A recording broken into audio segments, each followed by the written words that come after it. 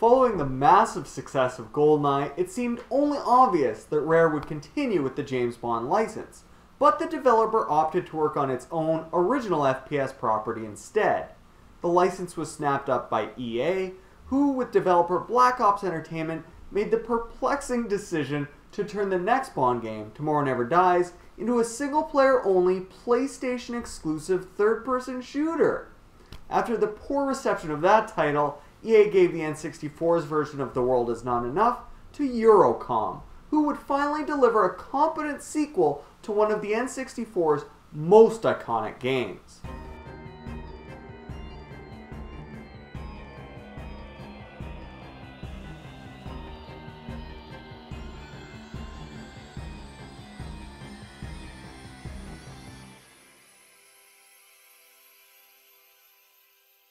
TWINE's gameplay picks up right where GoldenEye leaves off. The title's single-player component is broken up into 14 missions, each of which can be conquered on 3 difficulty settings. Just like GoldenEye, higher difficulty means more than tougher enemies.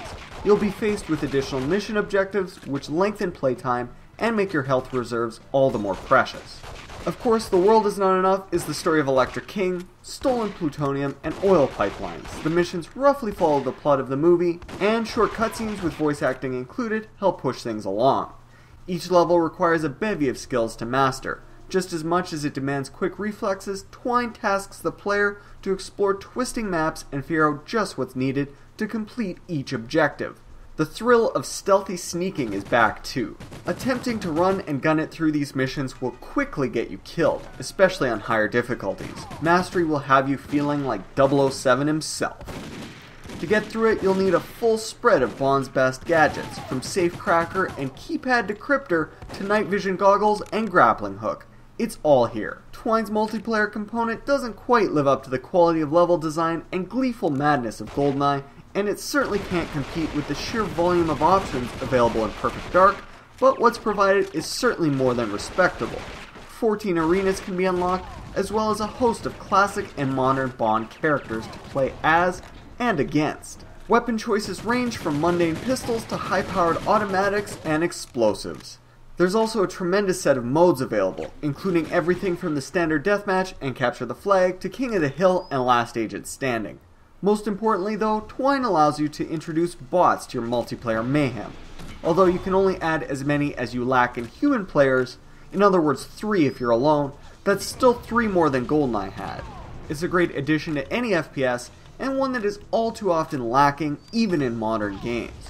I love being able to practice on multiplayer levels when human opponents aren't available. Although it doesn't quite live up to the revolutionary gameplay of GoldenEye or the amazing advancements found in Perfect Dark, The World Is Not Enough is yet another absolutely worthwhile N64 FPS and a great James Bond game.